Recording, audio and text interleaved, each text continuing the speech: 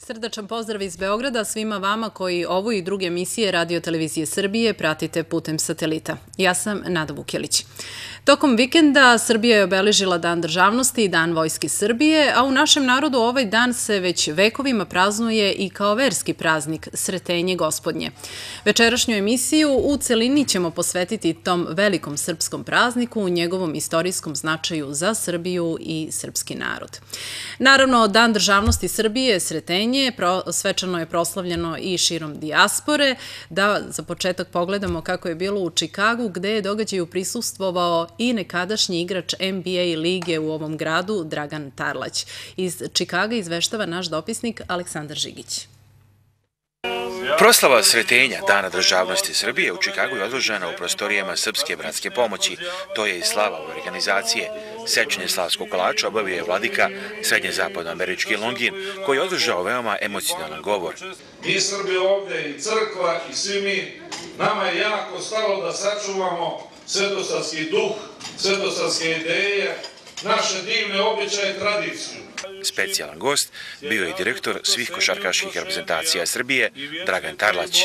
Sa Čikagom me vezuju najlepše uspomene, naravno jedno divno poznanstvo sa njegovim preosveštenstvom, episkopom Longinom, sa kojim od tada nasveže jedno divno prijateljstvo i druženje i zaista se osjećam jako lepo i kao kod kuće kad dolazim u Čikagu.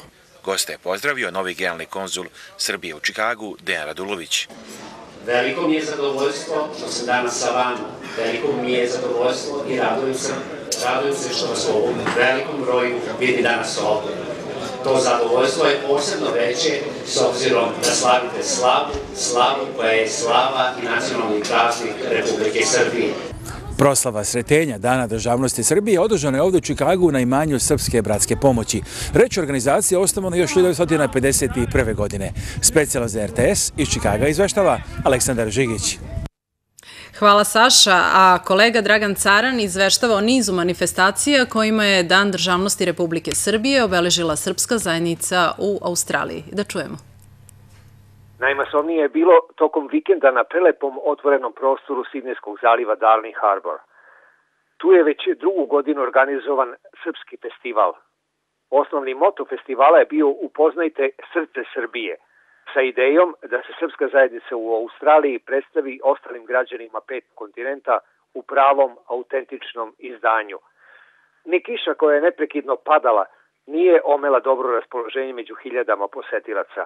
Na više otvorenih scena simultano su nastupali brojni orkestri, pevači, folklorna društva iz Novog Južnog Velsa. Na čitavom prostoru rasplinuo se miris srpskih đakonija, od neizbješnih ćevapa, pljeskavica do pita, pa čak i sarme, pa potom kao u pesmi kolači, vasilice i štrudle s makom, pa palačinke. Na štandu kompanije Beo Export gostima su brošurama i katalozima otvarana vrata Srbije.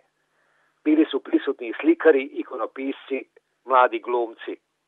Svaki od 30 štandova sa srpskom ikonografijom je privlačio i Kineze, Indijce i Irce. Ovu manifestaciju je uspešno organizovao podvladak Srpske pravoslavne crkve na 5. kontinentu.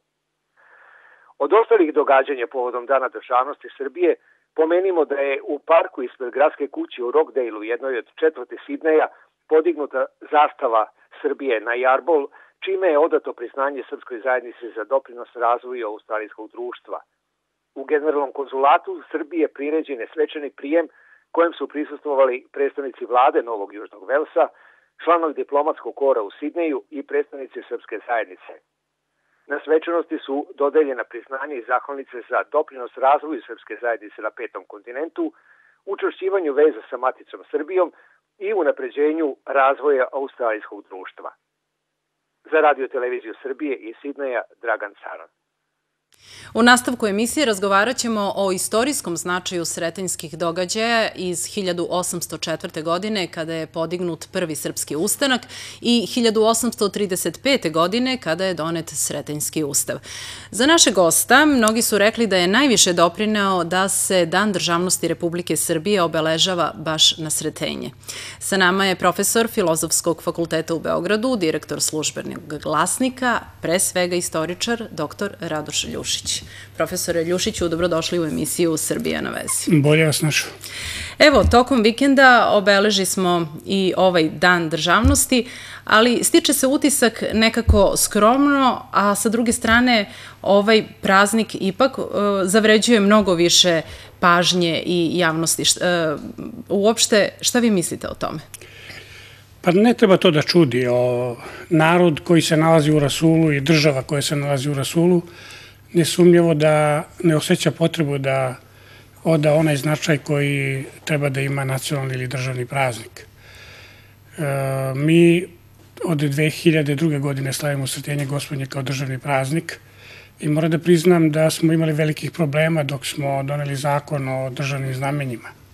Naime, posle rata iz 1999. godine nekako se sve sručilo na srpski narod i na srpsku državu i mi smo dosta bojažljivo i sa strahom pristupili utvrđivanju nacionalnog i državnog praznika.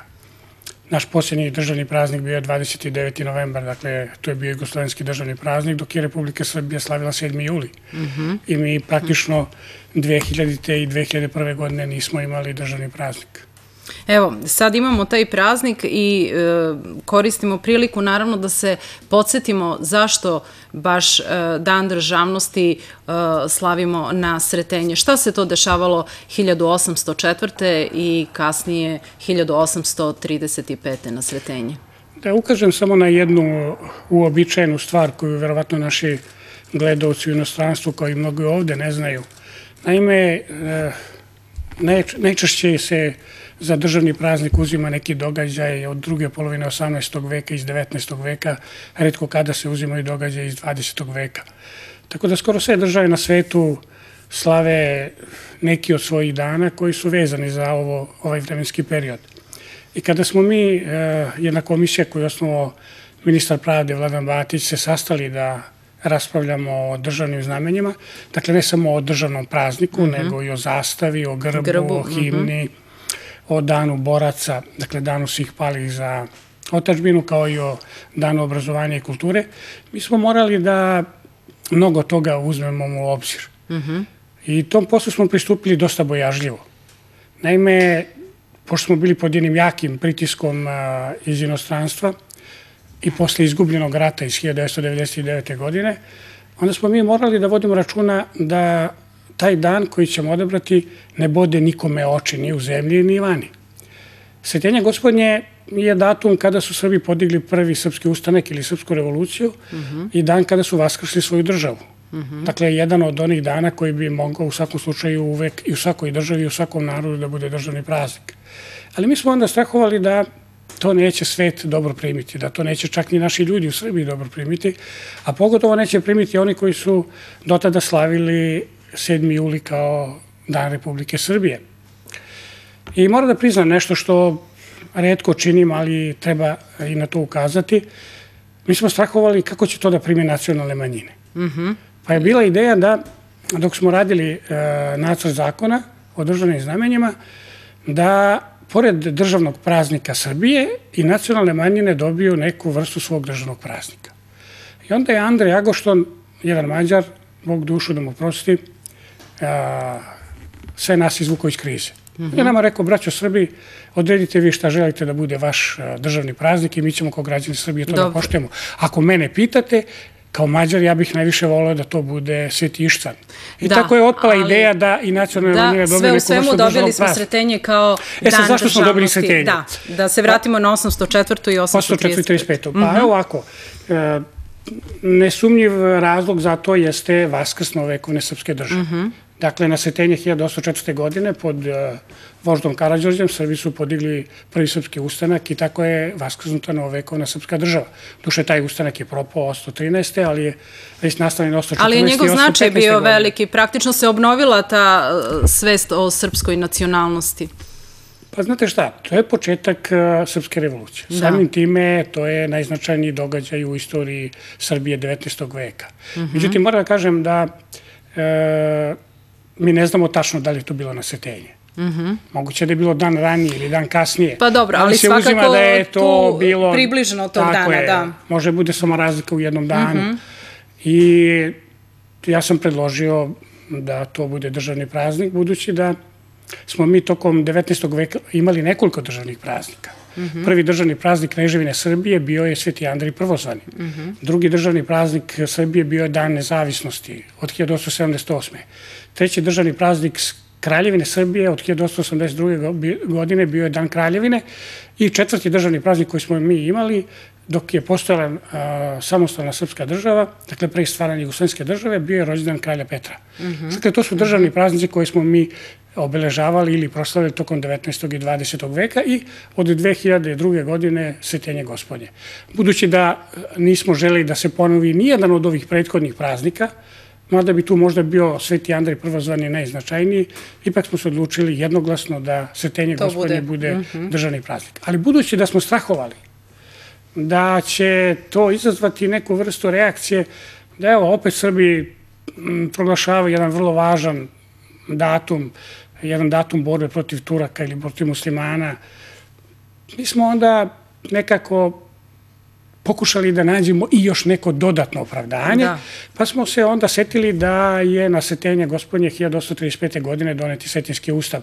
I onda je ta kombinacija nekako bila prilično dobra. Dakle, podizanje prvog srpskog ustanka i Sretenski ustav. 1835. godine. Vrlo značajni događaj za srpsku istoriju i tu nas vezuju i dve izuzetne ključne ličnosti. Jedna je Karađorđe, druga je knez Miloš Obrenović.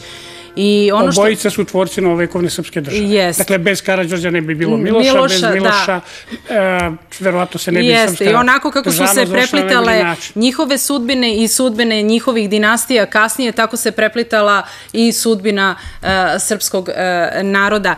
Ali ono što danas možemo reći nekakvim modernim jezikom i o Karađorđu i o knezu Milošu Obrenoviću jeste da su bili kontroverzne ličnosti. Ko je bio Miloš, ko je bio Karađorđe? Pa najjednostavnija bi definicija bila da je Karađorđe bio heroj, veliki borac, veliki ratnik, veliki vojskovođa. Takvi će biti svi Karađorđevići. Dakle, cela dinastija Karađorđević odlikuje ta borbenost. Miloš je bio mudrac. Miloš je bio veliki državnik i najveći diplomata u srpskoj istoriji 19. i 20. veka. Možda se sa njegovom ličnošću može meriti samo Josip Broz Tito. Dakle, jedan istančani diplomatski nerv, kakav je imao Miloš, više se nije pojavio ni kod jednog od srpskih vladara, niti kod srpskih državnika. Samo da navedem jedan primjer. On je 1815. godine prekinuo ratovanje, kad je vidio da ne može da ratuje protiv dve turske vojske, protiv tako moćne turskog carstva. I onda je on započeo diplomatske pregovore sa Portom i ti diplomatski pregovori trajali su 15 godina, sve do 1830. godine. Ja ne znam nijednog Srbina koji bi mogao da izdrži jednu takvu diplomatsku borbu. Da, to je praktično 20 godina pregovaranja.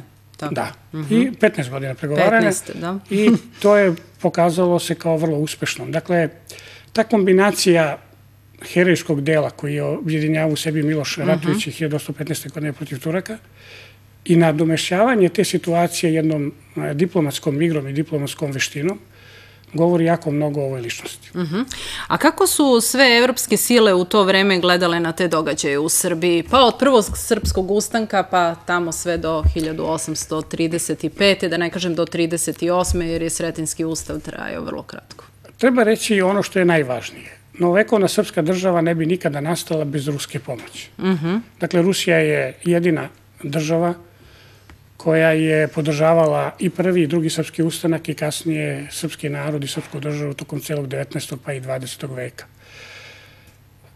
Austrija, kasnije Austro-Ugarska, je katkada bila prijatelj Srbije, katkada nije bila, dok je naravno Turska bila njen veliki neprijatelj, jer je borba od 1804. godine započeta tada, završena 1912. godine, praktično oterala Turke sa Balkana. I oni su zadržali samo jedan mali pojas oko Carigrada.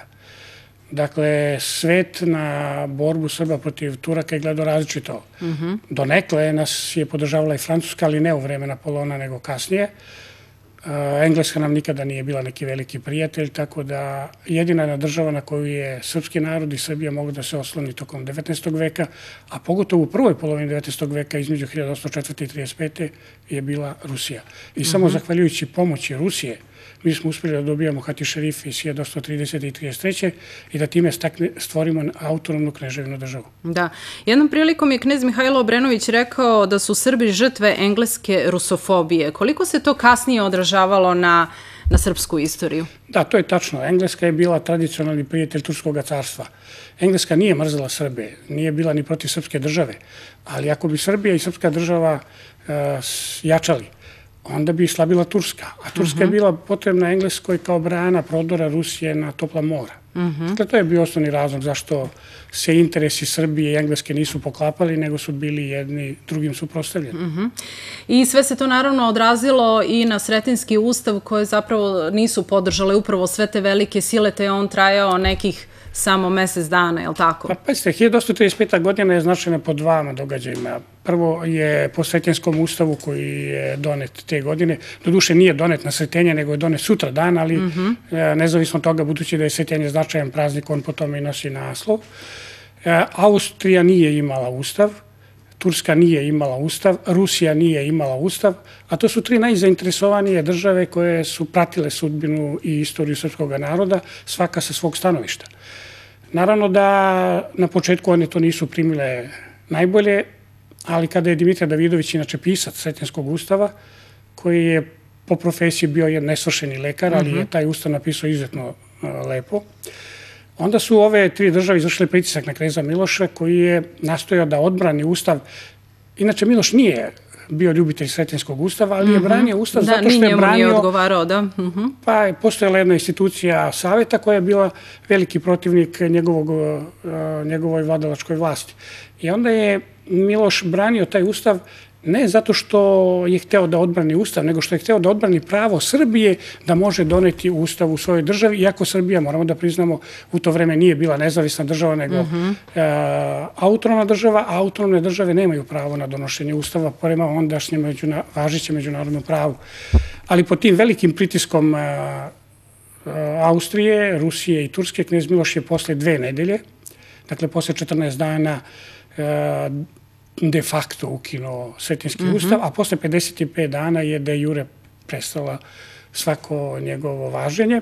I što je najvažnije, Sretenjski ustav je proglašen na Sretenjskoj skupštini, koja je bila jedna od najvećih i najznačajnijih skupština prve polovine 19. veka.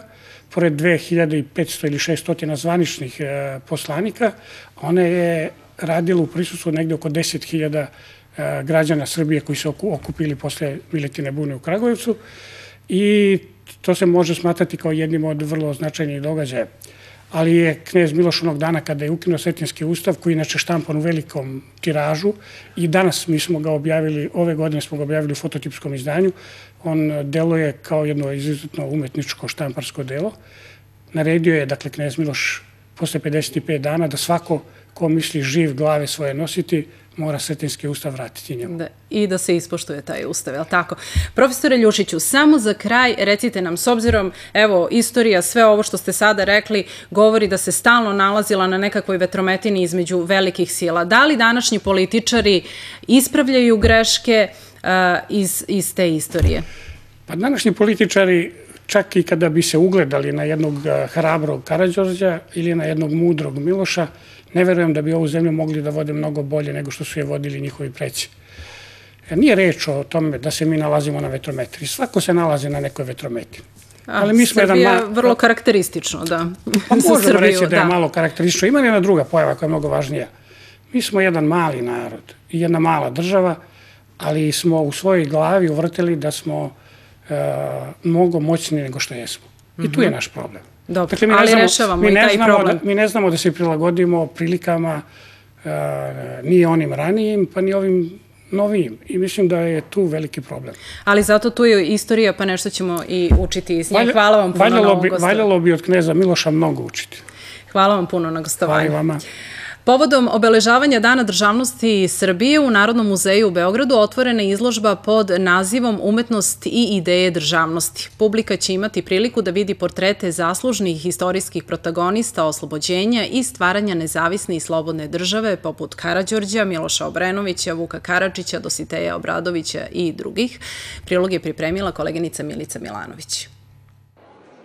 U Narodnom muzeju u Beogradu u okviru obeležavanja nacionalnog praznika Sretenja, Dana državnosti Srbije, otvorena je izložba Umetnost i ideja državnosti.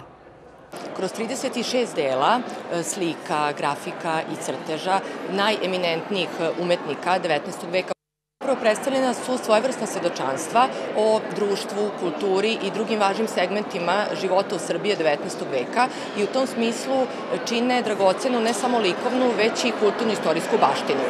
Izložbu čine dela koje predstavljaju najzaslužnije borce, vojne starešine i stratege, kao što su Karađorđe i Miloš Obrenović. Zatim portreti ličnosti koji su doprinele stvaranju srpske države, diplomate, tvorce državnih institucija poput Ilije Garašanina, Stojana Simića, Alekse Simića. Ovoj galeriji portreta pridružuju se ličnosti od posebnih zasluga za razvoj srpske kulture i prosvete, kao što su Vuk Karadžić, Dositej Obradović, Lukijan Mušicki.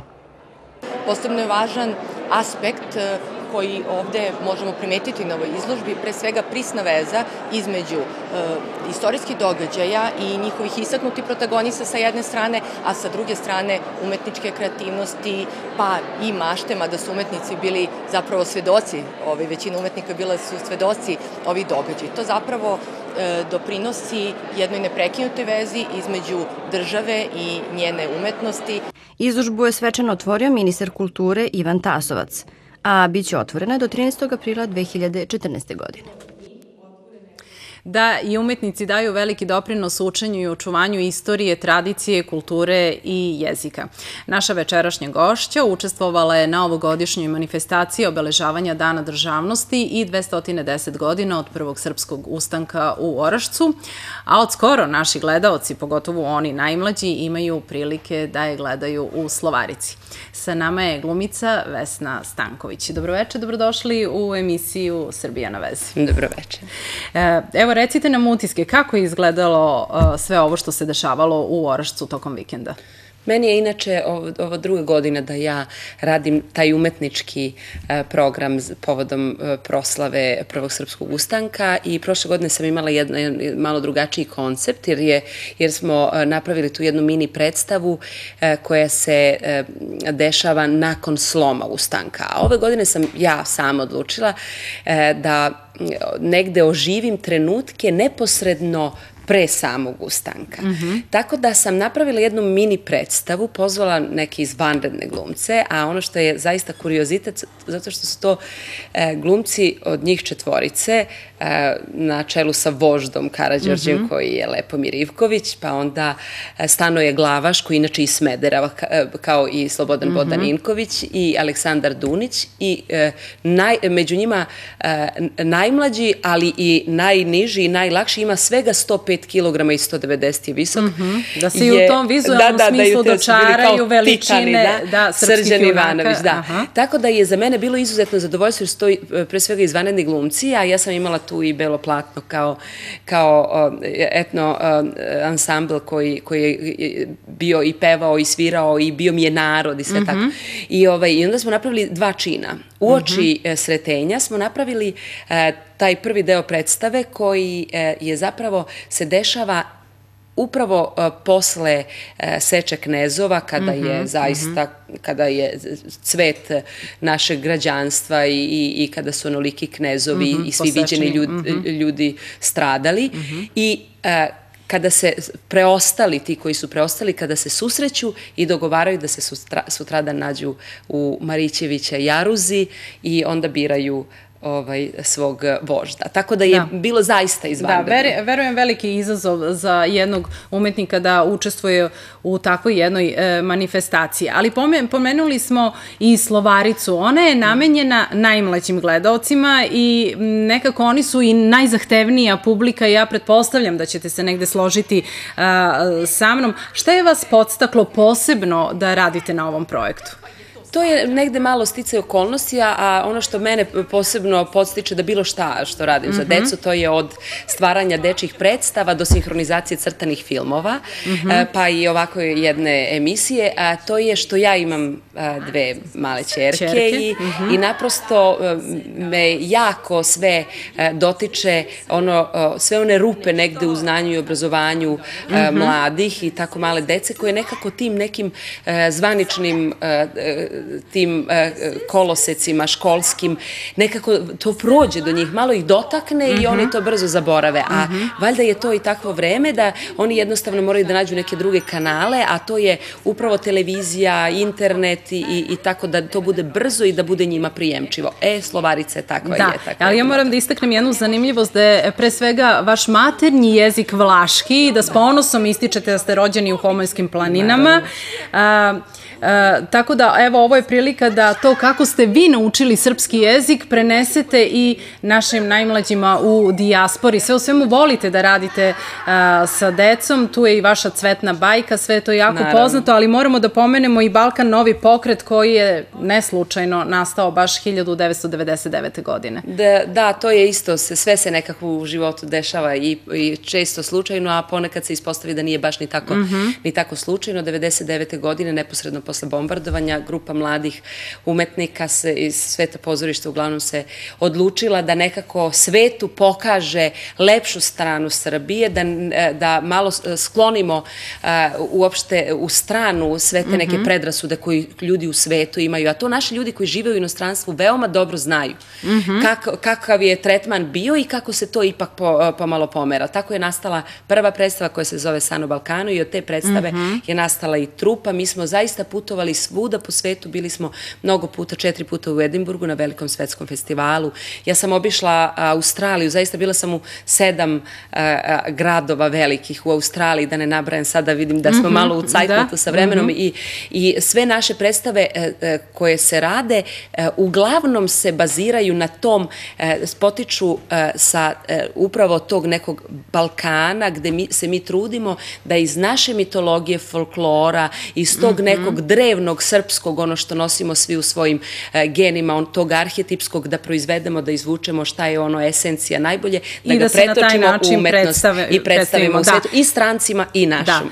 Publika vas je posebno zapamtila i zavolela po monodrami Lina kao od kamena tvrđa, pardon, ja se izvinjavam, Jovana Petrovića, za to ste dobili mnoge nagrade i ne samo za to, nego za sve što radite. Nemamo vremena da ih nabrajamo, ali zaista ih je mnogo. Samo nam recite na čemu trenutno radite i hoće li vas gledaoci u inostranstvu uskoro gledati negde? Ja više puta sam obilazila sa jednom divnom predstavom koja se zove Čaj od jasmina, a trenutno mogu da najavim na velikoj sceni pozorišta na Terazijama moju novu predstavu. Ja sam autor, kompletan autor predstav, znači tekst i režija, uz Milenu Vasić, Dušicu Novaković i ja i bend.